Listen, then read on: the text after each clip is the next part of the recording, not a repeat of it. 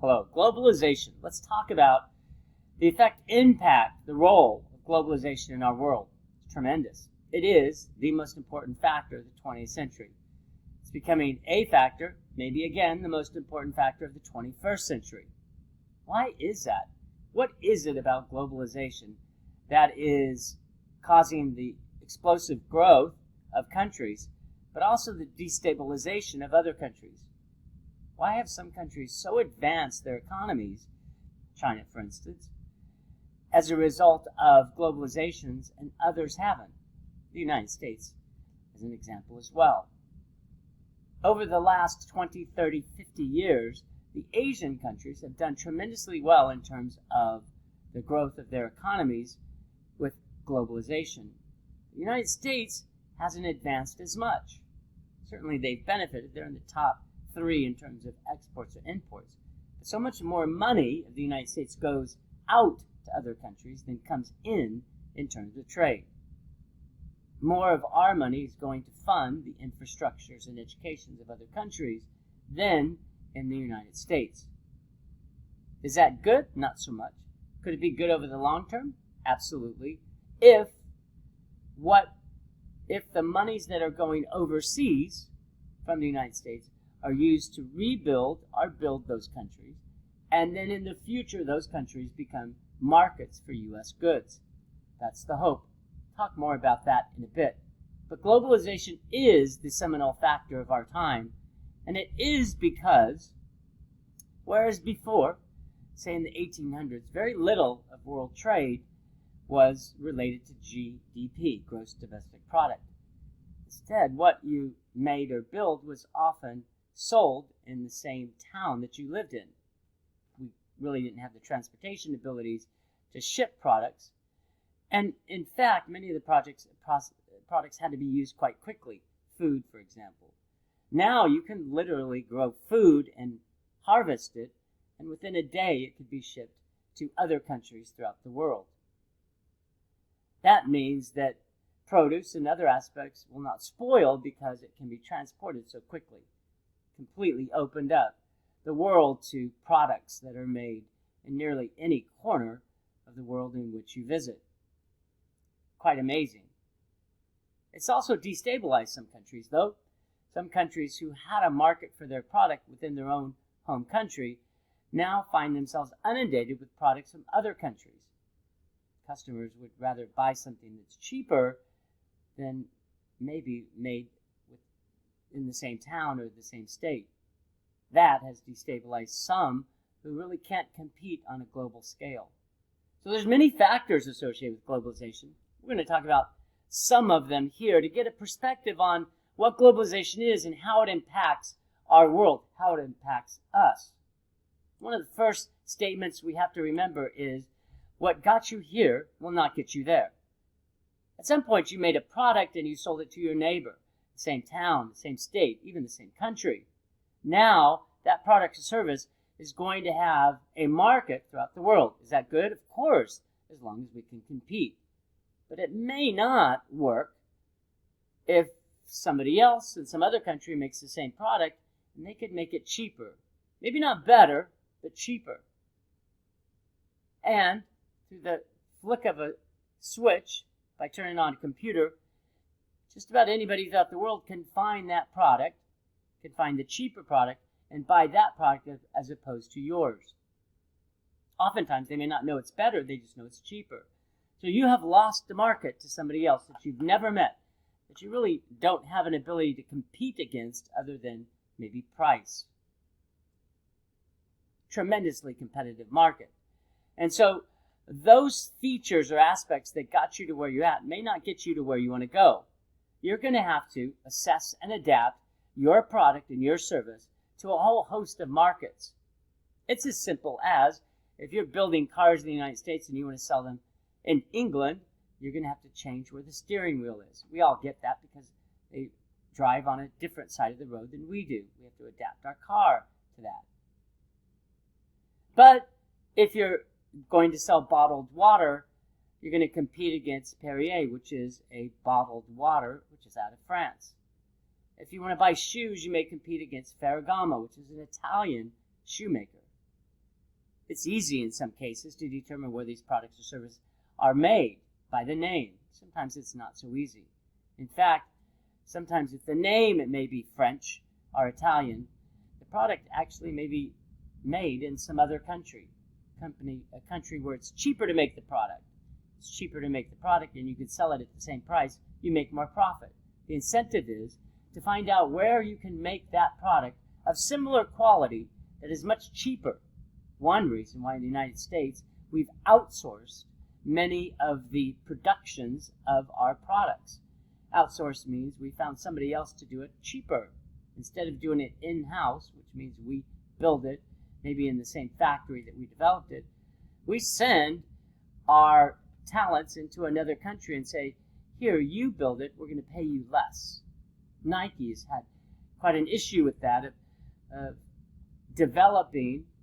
designing their products, in this case shoes for the most part, and then having them built in other countries because it's much cheaper to build them in other countries than it is in the United States. We've outsourced the production of our goods. The end result is we make greater profits. Those may not be the most popular for people in the United States. In effect, you're outsourcing jobs to other countries. But it is similar that what got you here is not going to get you there. You're going to have to determine how to sell your product to a greater scope of customers than ever before. It means that you're going to have different models or versions of your product if you're going to be able to sell. It can be, again, as easy as, in the United States, the amount of product you put in a package is much greater than in other countries, because in other countries, maybe they don't eat as much. Maybe they eat more. Maybe there's a design of the product that they prefer in other countries than in the United States. Very famous case some years ago with General Motors. General Motors built a car, and they called that car Nova. It was, in some ways, a popular car for a time, but it didn't sell well in countries that spoke a different language. Nova means no-go, and for the Hispanic and Mexican countries, Nova, meaning no-go, was not attractive to them in order to buy a car. Those speaking Spanish said, not the kind of car I want. So even the name of a product can be detrimental if you want to sell it in another country. That's why some cars are sold by a different name in different countries. It's a way to assess and adapt. It's a way to recognize that what got you here is not going to get you there. So what is globalization? We've talked a bit about some of the factors associated with it. Maybe the best definition is globalization is selling anything, anywhere, at any time. Selling a product or a service anywhere, anytime, to anybody. It means that the market that you have today may not be the market that you have tomorrow. It means the customer that you have today may not be the customer that you have tomorrow. You may never meet your customer. In fact, it's not just customers, right? It's suppliers, employees, employers. You may work for an employer tomorrow that is in a different country that maybe you never meet. We're now training people in HR to hire people online and to never have any type of physical contact with that person, to never shake their hand or go out to lunch. In fact, we're witnessing that some people are going to be working for individuals that they are never in their lifetime ever going to meet. Is that good? It is good if you're somebody who doesn't like to travel. There's some people I know that just do not like to travel, even on a train. And now the amount of jobs that they're available to interview for have never been greater. There's some people that need that personal connection. Globalization is not about personal connection. It's about personal access. Access to different markets that you certainly would never have had access to before 10, 20, 50 years ago. In some, globalization is about a marketplace. A marketplace is where you buy and sell goods. That is boundaryless. By the way, that marketplace is also related to jobs. We've referenced that. But that means that the marketplace for a job is no longer where you can travel to, who you can meet in an interview. It is whoever has contact through something like Zoom. Somebody that you can see in a computer and make an assessment based on what you see. Amazing. It's an amazing world. A world that we haven't seen the true nature of where globalization can take countries that exist on Earth. But it certainly is a grand adventure. It also means that we need to assess where we think it's going to go and adapt ourselves so that we can profit from where it ends. So, we've talked about globalization. Let's talk about some statistics to give a broader view of the impact of globalization. Global trade was about 2% in the 1800s. It's 28% in 1970. Quite a change over almost 200 years. However, in about 50 years, a little more, it went up to 55%. It doubled in 50 years, and it took almost 200 to go from 2% to 28%. 2% to 28% is more than doubled. But it took that long, almost 200 years, to get up to 28%, and it doubled in about 50 years. An amazing statistic. When people talk about the changes that globalization has brought to our world, that's why. Because what we buy and sell is no longer in the same country. The jobs we have is no longer in the same country. That means that the market that we had for our product is now competitive throughout the world. It's destabilized nearly any organization that makes a product or a service. But it's also created a broader market. So those that are able to compete have greatly profited from globalization. It's tougher for a country like the United States to compete in this market. One reason why global trade over the years for the what we call Asian tigers, which is countries in the Asian continent, it's tripled over the last few decades. The United States has stayed just about the same. So more of the market has went into the Asian countries as opposed to the United States. There's some good and bad about that, and we'll talk about it from both perspectives. Certainly good for the Asian countries. The United States hasn't seen their economy grow to the level that other countries have. However, other countries had a much lower starting point. We'll talk more about that. 70% of what is made or sold can be imported, also exported. So that means 7 out of every 10 products that you see can be sold throughout the world. It not only means that you can buy products throughout the world, it means that the product that you're making, if you're an employee or employer, is susceptible to other countries buying or selling, or other countries making the same product and sending it into your market. They're your competitor. Has it changed rapidly? Here's another statistic. In the 1950s, the U.S. made 75% of all world vehicles. Can you imagine if today we sold 75% of the world vehicles? We're down in the 20% now. Can you imagine if we sold 50% more of the world's cars? Can you imagine what kind of market we would have for jobs? Can you imagine how much more people would be paid? They'd be paid so much more because they dominate the market. If you dominate the market, you can dictate the terms of not only productions, but the terms of sale. And you can charge more because you have very little competition. That means you have more revenues, have more profits. That means that employees benefit so much more. The U.S. has not benefited as much because, in essence, they have a $850 billion trade deficit. That means that more money is going out than coming in. For instance, in Canada, we have imports from Canada of about 300 billion, exports of 250. We give Canada 50 billion more a year. Mexico, we import about 200 billion, and then we export about 150 billion. Again, we send an extra 50 billion to Mexico. We have a trade deficit of China with about 310 billion, and even a trade deficit of the EU, so the European countries, of about 150 billion. Our most significant trade deficit is with China. And so what does this trade deficit mean to you and I? Well, in effect, a country produces a product, and sends it to another country. They give that other country, they export to that country a product. So that country uses that product. In return, that country sends back money. So the country that made the product sends the product and gets money back. With that money, countries do two things. They build a better educational system and they build a better infrastructure system.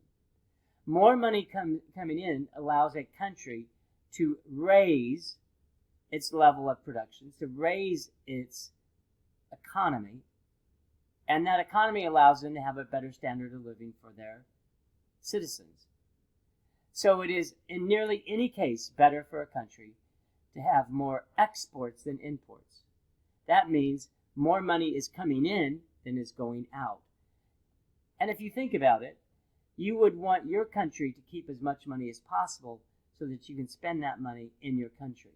You would want to send less of your money overseas or next door to another country for that country to use your money to build or rebuild their country.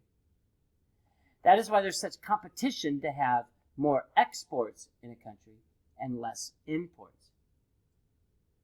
We don't want our citizens sending their money overseas for another country to use that money so that their citizens are benefited. However, we have this issue of free and fair trade. A country will import products from another country if only they can also export to a country too. Very few countries, are going to allow their companies to import goods from another country unless that country allows our own country to export. There should be what's called reciprocal trade. We like to call it fair and free trade. It's not really fair and free trade. But the hope is that if a country allows exports, if a country even promotes exports, then they should also promote imports as well, so that both halves of the coin, both sides of the coin, benefit from exports and imports. How do they benefit? The ultimate goal of trade is a country to do what they're good at. They do something that they have what's called a competitive advantage in. So that country, for instance, makes great chocolate. Then they should export that chocolate throughout the world because they make the best chocolate. Maybe it's the best price. But the country doesn't, for instance, make good butter. So they should import butter. So they export chocolate and import butter. And since they're not good at importing butter, and they're good at exporting chocolate, then they can make more chocolate because they're good at it. And another country can make more butter because they're good at it. And both countries have advanced their standard of living because they've made more chocolate and more butter because they concentrate on what they're good at. That is the benefits of global trade. Concentrate on what you're good at, export that, but then import what you're not so good at. That's the hope. The hope is that we have fair and free trade. Is that the reality? Not necessarily. It's more difficult for the U.S. to compete globally because we have a high standard of living. That high standard of living comes from a high standard of wages. And we'll talk more about wages are not only the salaries that we receive, but also the benefits. We have a level of healthcare and retirement costs associated with it that is prohibitive from some countries of offering the same. The end result is that employees in other countries are not paid as well, total compensation, as they are in the United States. But the only way that we can pay employees a certain wage is to charge more for our product or service. And as a result, we've priced ourselves in the United States out of many markets because it's cheaper for a company and a country to make certain products and to export them to other countries than it is for us to make that same product and sell it within our own countries. As a result, our wages are not growing.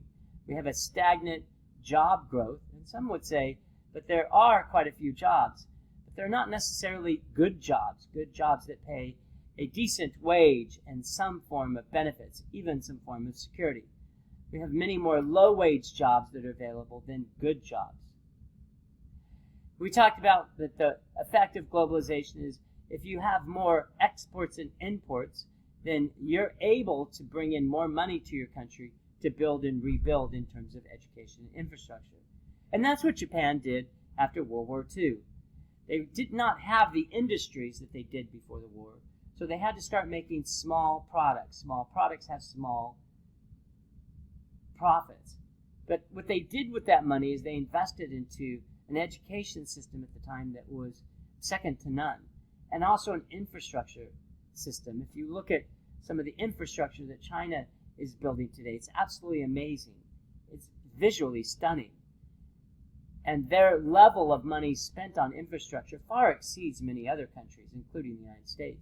So the trade deficits that some countries have with China, for instance, the United States, that means that $300 billion sent from the United States to China is being used in some cases to build infrastructure that's going to allow their country and their companies within that country to excel, to build more and better products. And you can see how the domino effect is. The more money that goes out into other countries is going to allow that other country to build an economy that is greater over the long term than the country that originally imported the goods and exported the money. That's why China is expected to be the dominant financial country in the world, because they're able to build and rebuild their economy and country because of their fantastic trade surpluses that they have and the deficits the United States has. So the effects of globalization can be quite dramatic if you're a country that is not able to compete to the level that other countries can. So that means that globalization is not good? Not necessarily. There's some truisms about trade. The more advanced countries sacrifice their exports to grow imports in less advanced countries. That's what the United States has done for some Asian countries. The United States, as we mentioned, was the dominant country after World War II. In fact, the United States after World War II built about 2/3 of the goods throughout the world. They only had 6% of the population, but built about 2/3 of the goods and services. That's because the United States wasn't decimated by the wars, other countries were. And so the United States allowed their products to be sold, in some cases cheaper, or they allowed other countries to import more into the United States than the United States exported over time. And that's how we had trade surpluses after World War II. But the trade surpluses slowly, over the next 30 years, turned into trade deficits. The United States, with some of the monies that they received in the 50s and 60s from trade, they raised their standard of living. They raised the wages and retirements of their employees. The costs went up. But other countries did not raise their costs. So they were able to make goods and services cheaper, and over time those cheaper goods were bought by the United States and other countries. The United States slowly moved from a trade surplus to a trade deficit, and as a result, the hope was that's okay in the short term, because we want these countries to build and rebuild their economies. If they can, then over time, maybe they will be able to buy products and services from the United States. If the goods and services of the United States are more expensive, then as a country builds and rebuilds, for instance, Japan or China, then they'll have more money to then buy maybe the more expensive goods of the U.S. So a country, in this case the United States, sacrifices some of their short-term economic growth by importing more from countries with the hope that those countries that have exported goods to the United States, in this case the U.S. has imported these goods, sent more money to these other countries. The hope is those other countries use that money to build and rebuild their economy so that at some point they're going to be in the market for buying U.S. goods. In the long term, less advanced countries grow and create, hopefully, a future market. That's because the second truism about trade is customers really don't care too much about where the product is made. Some do, but for the most part they don't. There used to be a campaign in the U.S. to buy U.S. goods. Not so much anymore. Instead, we want the product that is of similar quality, of course, but we're looking for price. We really don't care too much about the political or cultural environment of the country. Are there some that do? Of course. But in general, it's not something that is paramount to buying a product or services. And the last truism is one we referenced earlier. The country, the world benefits if a country concentrates on what they're good at. Use what their knowledge, skills, and capitals allow them to produce better than any other country. Sell that. Then buy what you're not good at.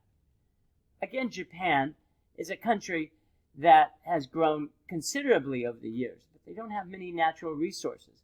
It's a country that doesn't have the benefit of the natural resources that, for instance, the U.S. does. And so Japan typically makes a lot of products after importing some of the raw materials. So they're great at compiling a product, but they don't have the resources to initiate that product. So they concentrate on what they're good at, especially since they don't have the minerals and the resources that other countries do. So how can we compete globally? Countries need to lower their costs, not good for employees. The United States has experienced that. That's why the growth in jobs hasn't been as great as we expected. And that's why wages over the last 40 years have not risen much more than inflation. There's a artificial cap on wages because to raise wages higher may impact the ability of the U.S. to sell their goods globally. So we have to keep wages certainly competitive. We have to lower taxes. If a company has to pay higher taxes and regulations, which is the third bullet, if they have higher taxes and higher regulations, that company is going to see their cost of their product or service raised. They're not going to be able to compete globally. And that's why there's been so many companies that have left a high-wage, high-tax country and went into countries that are more hospitable to the production and sale of goods. Some countries raise their trade barriers. So we talked about free and fair trade. This is not free and unfair trade.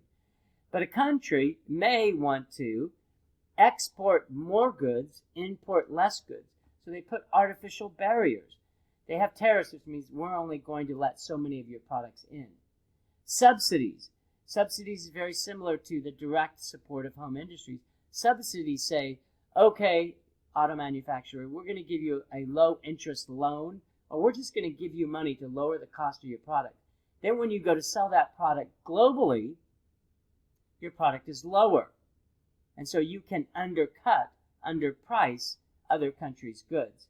That's unfair competition because other countries may not provide monies to their manufacturers. A quota means very similar to a tariff. We're only going to allow certain number of goods in. A tariff is a price, which means that we're going to charge an extra 10 or 20% for your product. That restricts the amount of imports you're going to have in a country. A quota is another type of mechanism that says we're only going to allow X number of your product to come into this country. If you don't allow a product to come in to compete, then the product that you make within that country is going to be sold more. That's why it's unfair. The ramifications of doing that, of course, is that if you impose a tariff or a subsidy or quota on another country, if you restrict their ability to sell a product in your country, they may do the same thing in their country. That's called a trade war, and of course that raises the cost of products or services.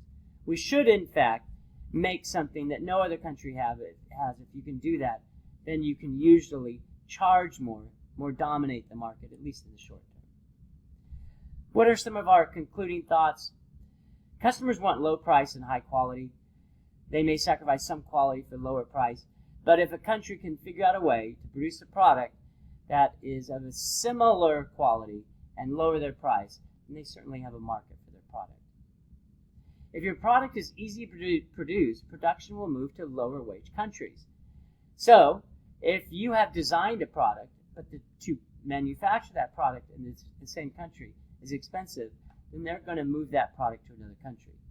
That's why we may design the iPhone in the United States, but we don't build it here.